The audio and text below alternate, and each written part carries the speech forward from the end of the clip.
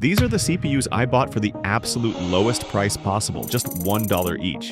And here's the problem. Modern games demand more powerful hardware than ever before. But what happens when you only have $1 to spend on a CPU? That got me wondering, at a price this low, can I actually buy a working processor without getting scammed? And if it does work, is it still capable of handling modern games today? I was genuinely worried about just how slow a $1 CPU could be. So naturally, the first place I went was eBay, the biggest online flea market on the planet. A place where people would probably sell their old fingernail clippings if someone was willing to buy them. Alright, let's type in one simple keyword, CPU. Then set the maximum price to exactly $1. And, oh my god, there are actually a lot of options. Right away, I spotted a Xeon running at just 1.8 gigahertz, and wow, that thing looked rough. It's for socket 1356, which I'm pretty sure half of you have never even heard of. Yeah, we're moving on.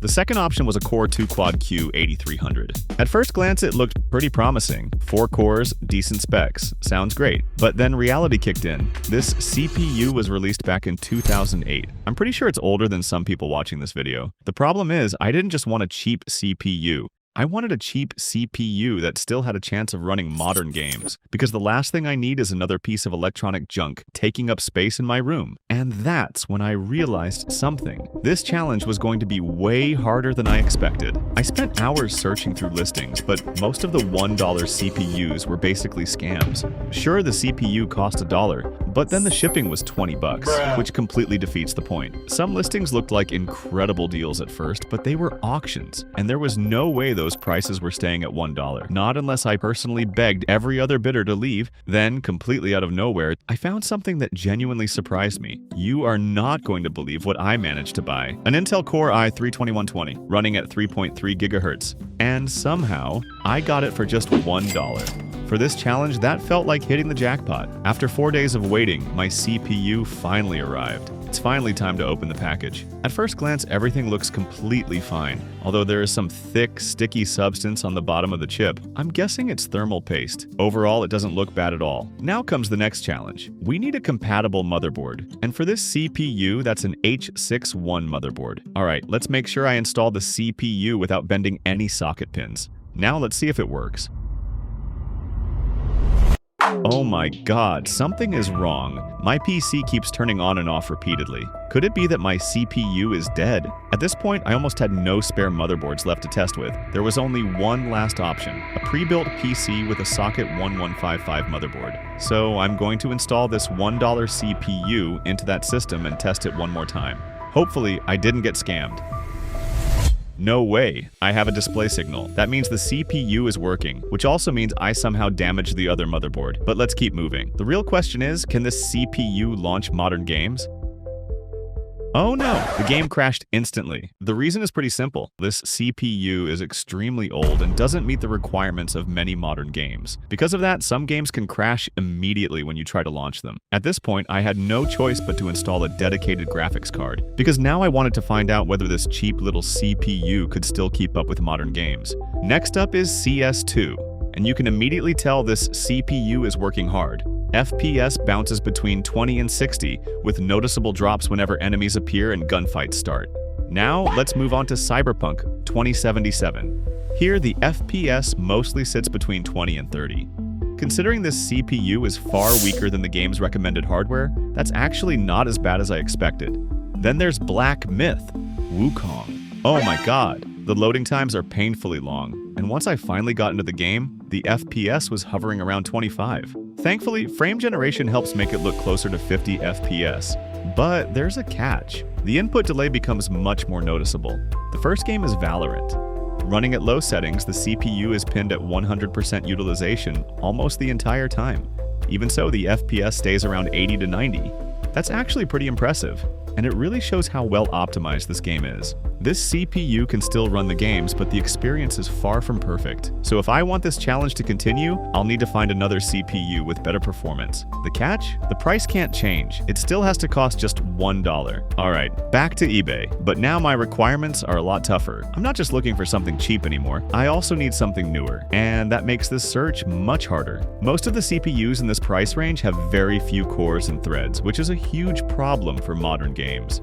The deeper I searched, the more impossible this challenge started to feel. Then, after digging through listing after listing, I stumbled across something that most people seem to have forgotten about: old Xeon processors. These were originally server CPUs, and because they're so old, a lot of people completely ignore them.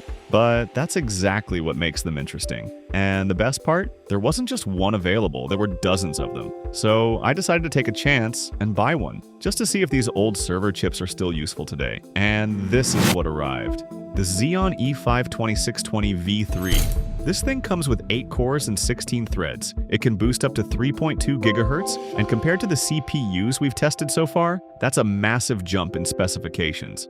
Of course, running a Xeon isn't quite as simple as dropping it into a regular motherboard. To use this CPU, I need an X99 motherboard and ECC memory. There is one downside though: this processor doesn't have integrated graphics, so we're going to need a dedicated graphics card no matter what. Alright, enough talking. Let's start with CS2 and see what this old server CPU can do. No way. 100 FPS.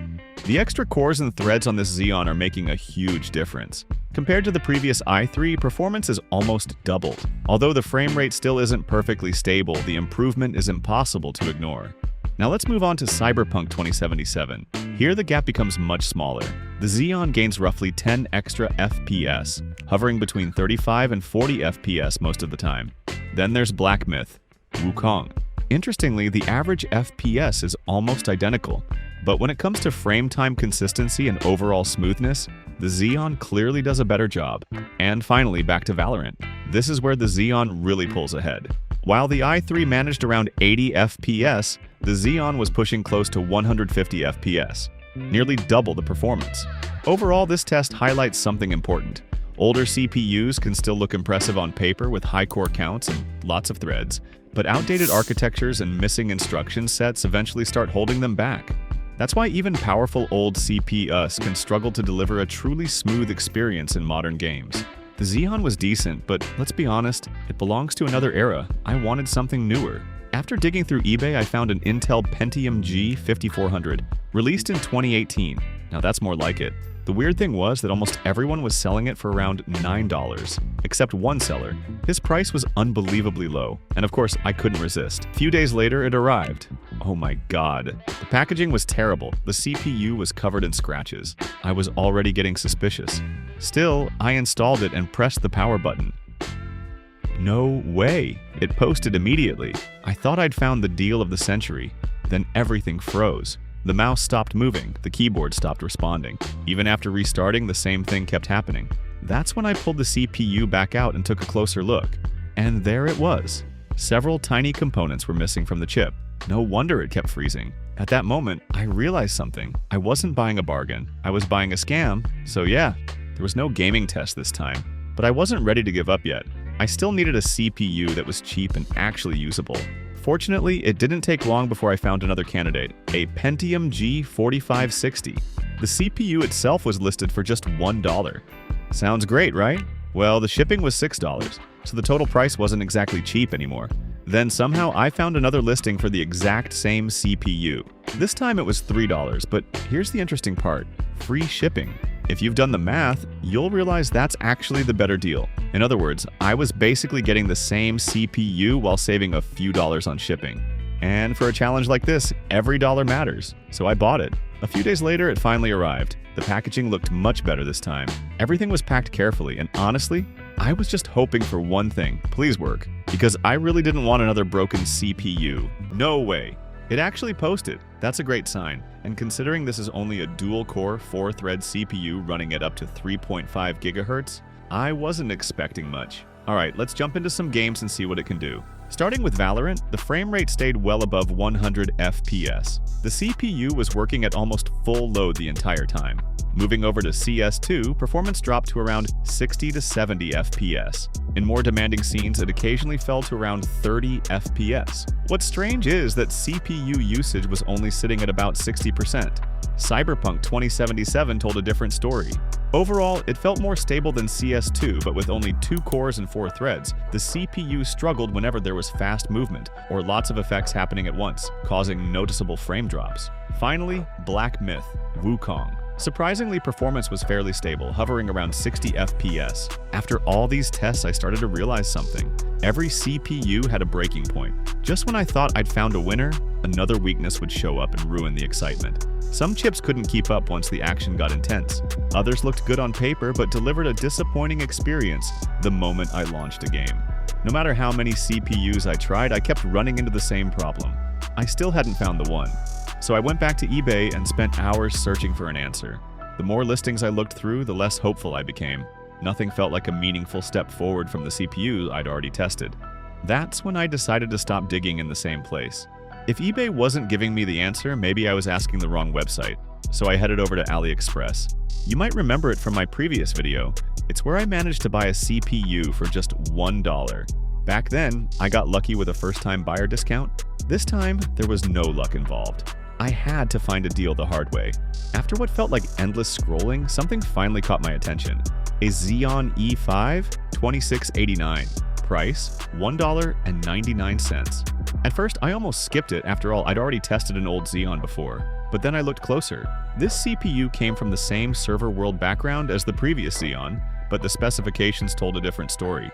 It still had 8 cores and 16 threads, yet the boost clock now stretched all the way to 3.6 GHz instead of 3.2 GHz. That might not sound dramatic, but when you're chasing every last frame of performance from a bargain bin CPU, those extra megahertz can make a surprisingly big difference. And for less than $2, I couldn't stop thinking about it. What really hooked me was the possibility that this could finally be the CPU I've been looking for. A part of me was genuinely excited, because I had no idea whether this thing would perform just like the CPUs I'd already tested, or completely leave them behind.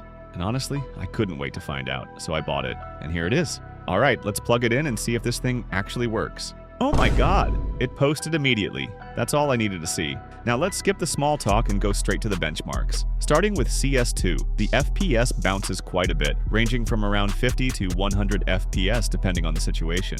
Playable, but definitely not the most stable experience. Now let's move on to Cyberpunk 2077, and this is where things get interesting. This CPU genuinely surprised me. Around 120 FPS. That's insane. This thing feels like an absolute monster. If you showed me these results without telling me the price, I'd assume this CPU cost hundreds of dollars. The performance per dollar ratio is just ridiculous.